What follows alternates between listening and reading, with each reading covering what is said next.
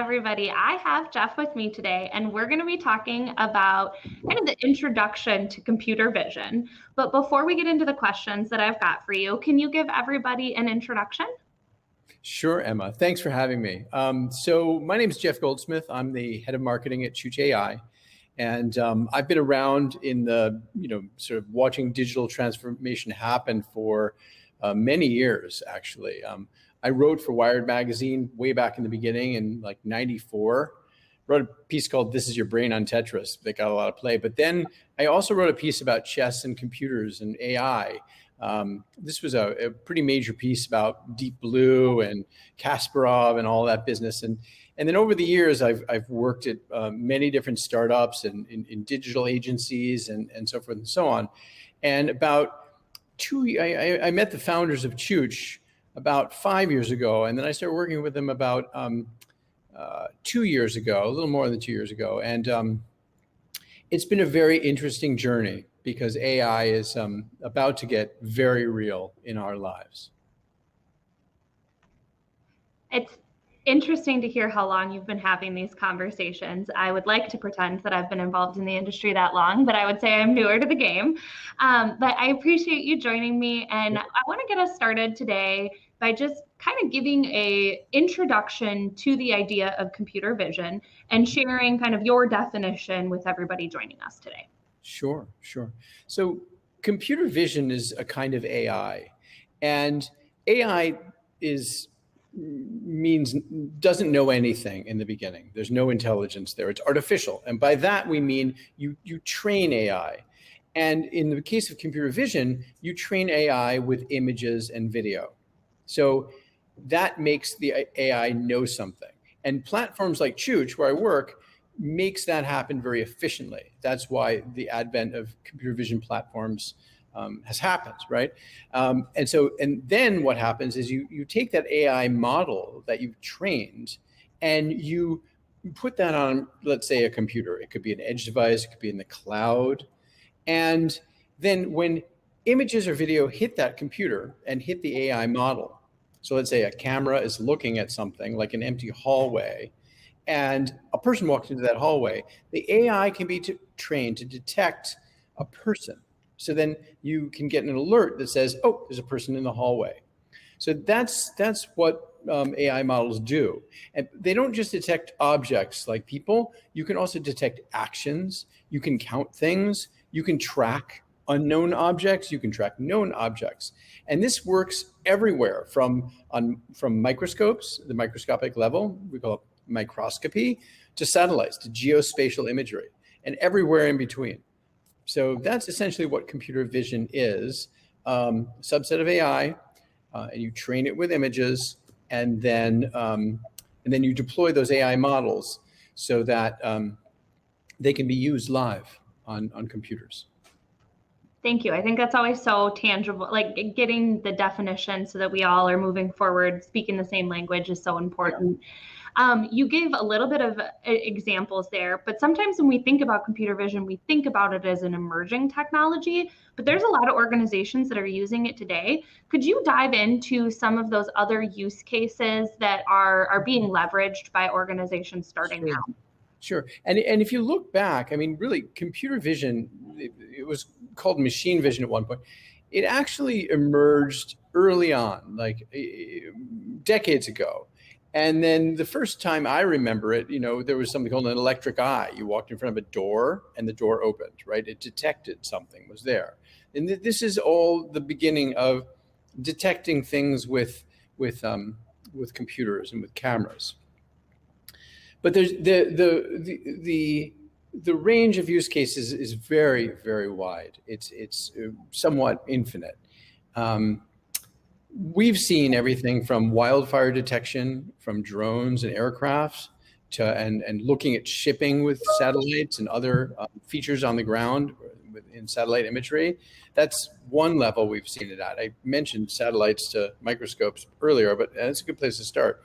At the microscopic level, we're doing things like detecting defects in industrial materials that are microscopic, powders that are used in processes that need to be consistent. And we're also doing things like counting cells for drug discovery. This is amazing stuff. It allows drug researchers to more rapidly develop compounds. And you can also type cells for pathology.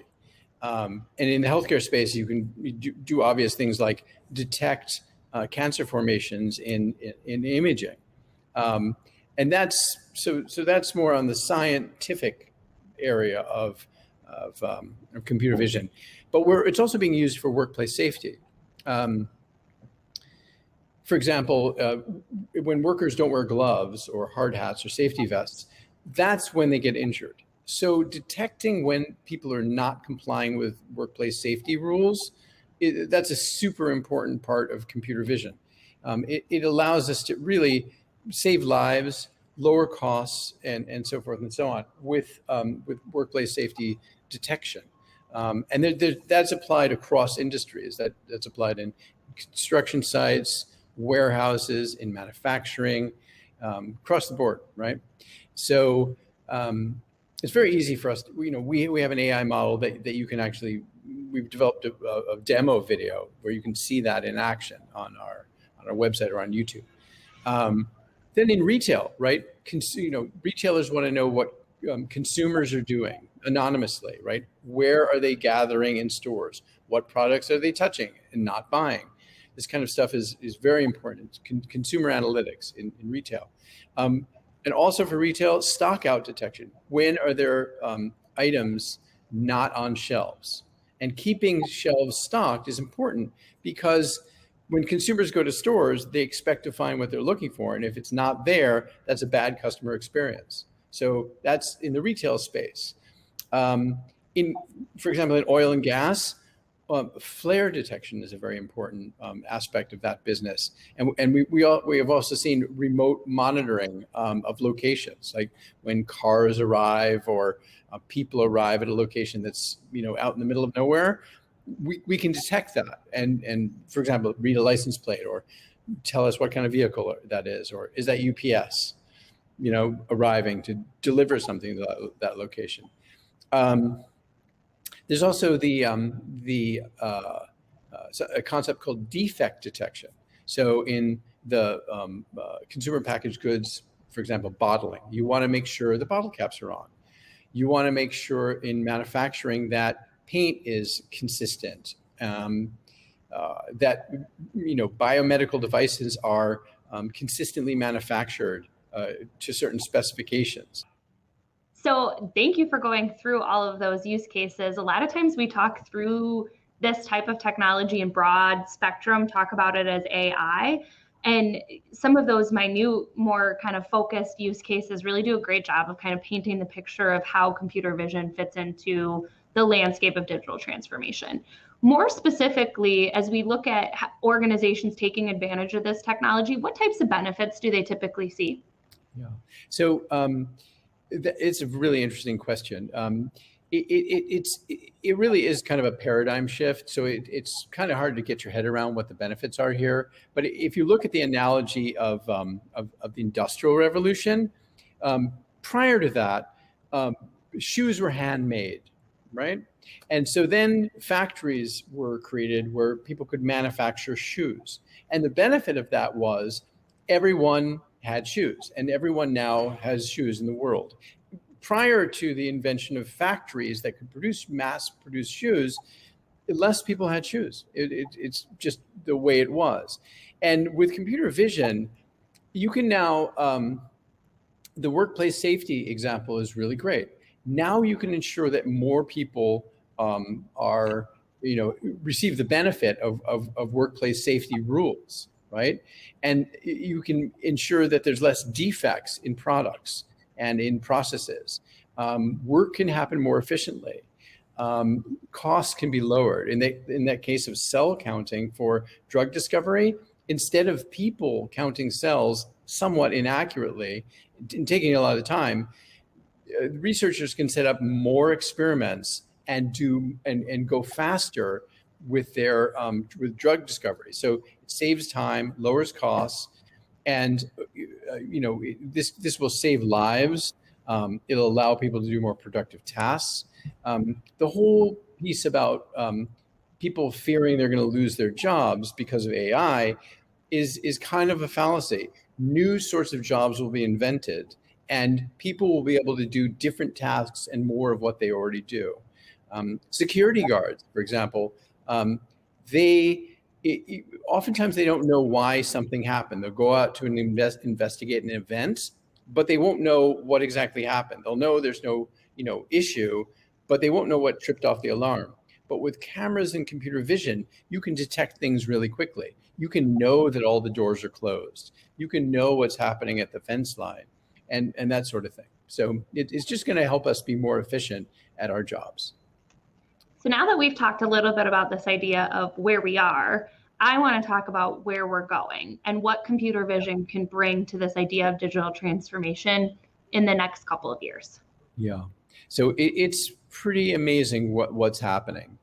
So we're partnering. We've partnered with some of the biggest companies in the world to bring this to market, and everyone sees the economic benefit of computer vision, and because of the confluence of GPUs, graphical processing units, the same chips that mine Bitcoin and that run graphics, they're being used for AI.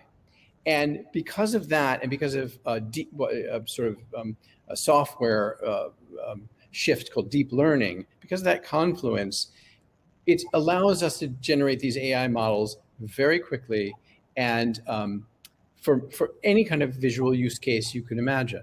So it's really infinite where this can go.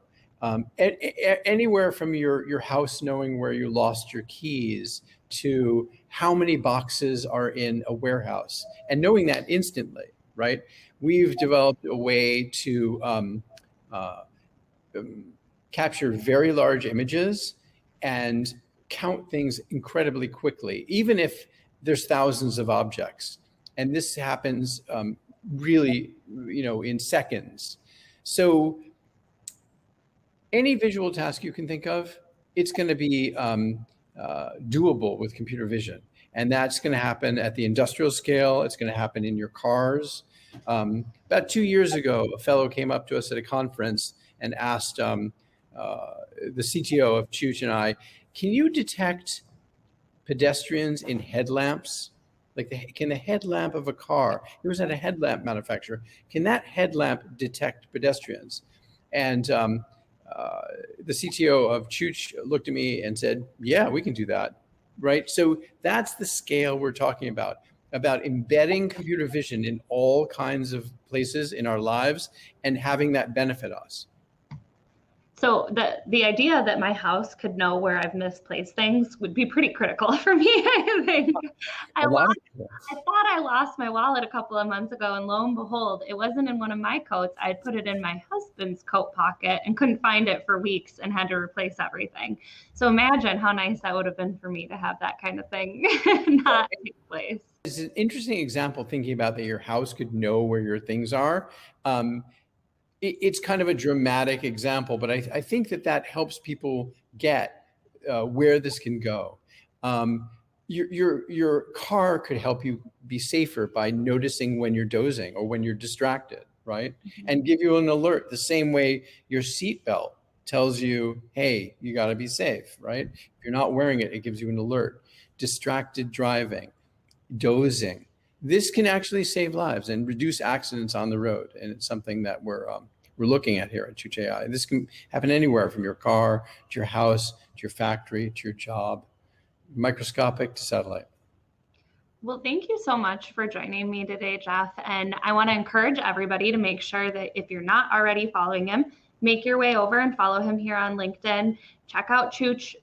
Spend some time learning a little bit more about computer vision. As you heard, it's clearly going to impact the way that we live our lives here in the very near future.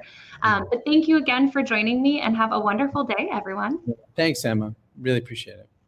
If you're looking for expert tips on how to get started with your transformation or looking to hone in on your approach, make sure that you subscribe to our channel to catch our weekly Digital Transformation Talk series, where we interview experts from around the world on how to make it happen.